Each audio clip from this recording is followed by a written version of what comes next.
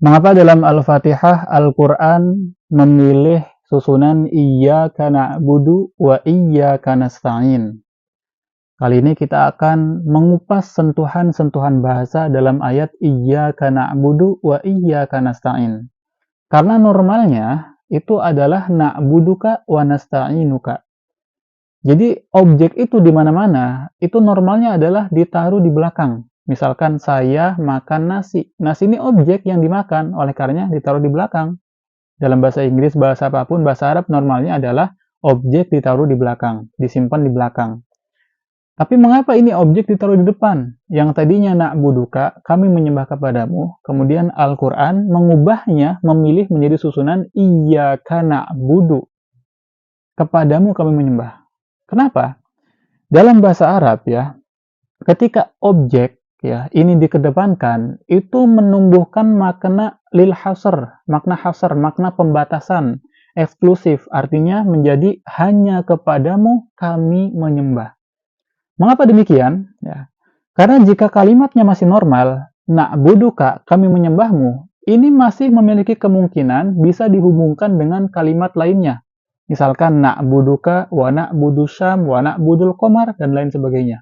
Kami menyembahmu, juga menyembah matahari, juga menyembah bulan, juga menyembah ini dan itu. Artinya tidak ada pembatasan ketika kalimatnya normal. Karena sebagian orang ada yang memang menyembah banyak Tuhan. Kan seperti itu. Berhubung agama kita ini agama Islam, ya, agama tauhid, ya, Tuhan itu hanya satu, yaitu Allah. Oleh karenanya dikedepankan objek untuk membatasi segala hal selain Allah. Jadi iyyaka na'budu, hanya kepadamu kami menyembah, ini udah stop kalimatnya. Tidak bisa ditambahkan lagi dengan iyyaka na'budu, kami hanya menyembah kepadamu dan menyembah matahari, bulan nggak bisa. Karena di awal sudah ada pembatasan hanya kepadamu. Artinya, la na'budu illa iyyak, kami tidak menyembah apapun kecuali hanya kepadamu.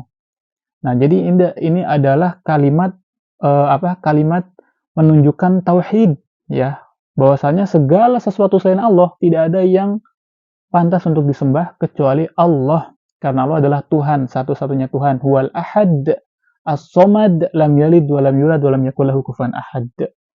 Seperti itu. Nah, kemudian begitupun dengan nasta'in, ditambahkan dengan wa iyyaka nasta'in, dan hanya kepadamu kami meminta pertolongan, meminta apapun hanya kepadamu. Artinya apa? Artinya kita meyakini bahwasannya di dunia ini tidak ada kekuatan dan daya apapun kecuali hanya milik Allah. La haula wala quwata illa billah. Jadi keyakinan kita ya, semua yang memberi manfaat dan memberi mudarat hanya Allah. Oleh karenanya kita hanya meminta kepada Allah. Adapun kita meminta kepada manusia itu adalah hablum minan nas, itu adalah wasilah, seperti itu. Nah, kemudian mengapa kalimat ibadah itu dikedepankan daripada kalimat isti'anah, daripada kalimat permintaan, ya? Karena ibadah ini adalah illah atau ghoyah, adalah alasan atau tujuan utama manusia diciptakan. Sebagaimana dalam ayat disebutkan, وَمَا خَلَقْتُ الْجِنَّ وَالْإِنسَ إِلَّا لِيَعْبُدُونَ, dan tidaklah aku menciptakan jin dan manusia kecuali untuk ibadah. Artinya memang sejak awal manusia itu ya diciptakan tujuannya untuk ibadah, menyembah kepada Tuhannya. Oleh karenanya ibadah dikedepankan, baru setelahnya wasilah, yaitu permintaan mengiringi ibadah. Lalu mengapa ibadah diiringi dengan isti'anah, dengan permintaan tolong? Kenapa? Karena seorang hamba tidak akan bisa beribadah kepada Allah, tidak bisa menyembah kepada Allah kecuali dengan bi'aunillah, kecuali dengan pertolongan Allah.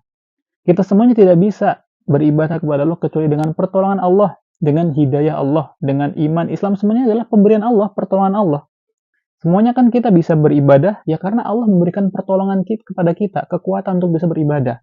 Oleh karena ibadah dan isti'anah ini dieratkan.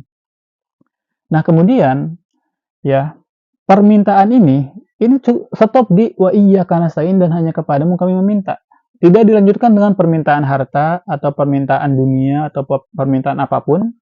Tapi setelahnya, ayat selanjutnya itu akan mempertegas bahwasannya sebaik-baik permintaan yang paling urgent adalah ihdinas siratal mustaqim, permintaan hidayah Allah, iman, Islam, dan lain sebagainya. Kenapa? Karena Jika kita, bayangkan kita hidup di dunia 60 atau 70 tahun, kita punya harta banyak, punya aset banyak, kemudian kita meninggal, selama hidup di dunia, hidup kita enak, tapi kita nggak punya hidayah, nggak ada iman Islam, nggak ada hidayah dari Allah, tidak mendapatkan hidayah. Maka ketika kita meninggal dunia, dibangkitkan, hidup kita akan sia-sia. Di akhirat kita akan bengong. Apa bekal saya selama di dunia? Ternyata ada kehidupan setelah mati gitu.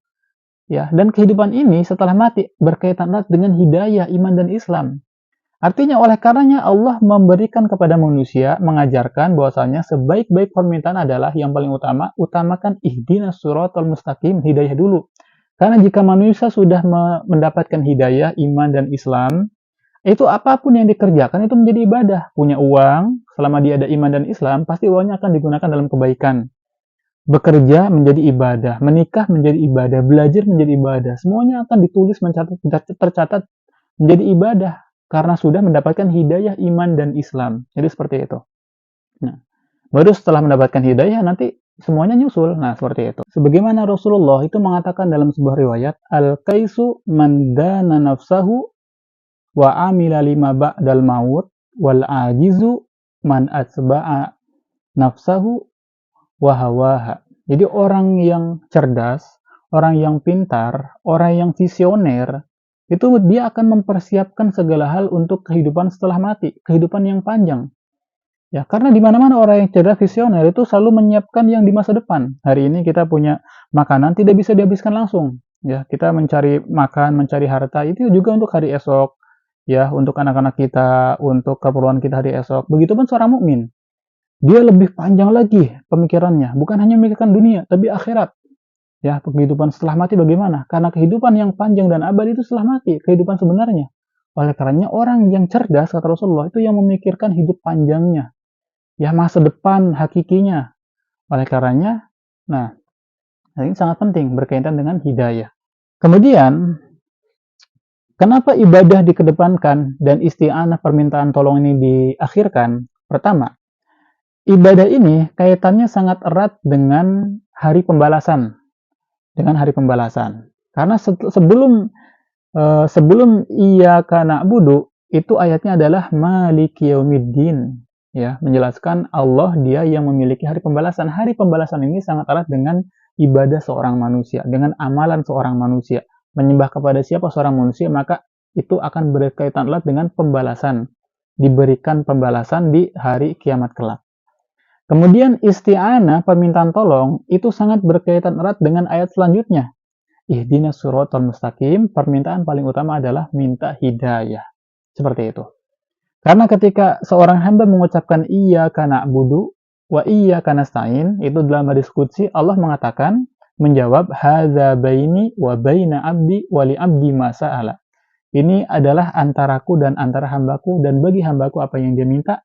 Dan Allah mengajarkan ihdinas siratal mustaqim. Kemudian juga, kenapa kalimat iyyaka na'budu dikedepankan, kemudian nasta'in diakhirkan? Karena berkaitan erat dengan ayat sebelumnya juga. Alhamdulillahi rabbil alamin. Lafaz Allah dikedepankan. Allah ini sangat erat dengan ibadah, dengan penyembahan. Karena Allah adalah nama Tuhan khusus yang disembah. Berasal dari kata ilah. Ya, ilah ini adalah yang disembah, Tuhan yang disembah. Oleh karenanya ibadah didahulukan sebagaimana lafaz Allah didahulukan. Baru setelah itu Rabbil Alamin. Rob, ya, Rob ini memiliki banyak makna dalam bahasa Arab. Bermakna sajid, bermakna murabbi, bermakna mun'im, ya, tuan yang merawat, yang membimbing, yang memberi. Oleh karenanya nasta'in, kami meminta. Hanya kepadamu kami meminta. Kenapa? Karena sesuai dengan Rob. Rob diakhirkan, begitupun nasta'in diakhirkan. Di dalam Al-Quran, setiap kali ada lafaz hidayah atau meminta hidayah, pasti itu ayatnya disandingkan dengan lafaz Rob. Seperti itu. Nah, itulah mengapa Al-Quran mengedepankan lafaz ibadah, kemudian diiringi dengan lafaz isti'anah. Mengapa Al-Quran menggunakan iyyaka na'budu daripada na'buduka? Ini adalah sentuhan-sentuhan bahasa Al-Quran. Nah, berhubung sudah mau 10 menit, mungkin dicukupkan sekian. Sebenarnya ini masih sangat panjang pembahasan iyyaka na'budu wa iyyaka nasta'in, ya. Ini bisa mencakup segala aspek dalam Al-Fatihah, kemudian ini juga berkaitan dengan ayat-ayat lain di Al-Quran, tapi karena waktunya mungkin terlalu panjang, dilanjut di lain kesempatan. Semoga bermanfaat. Akhirul kalam. Assalamualaikum warahmatullahi wabarakatuh.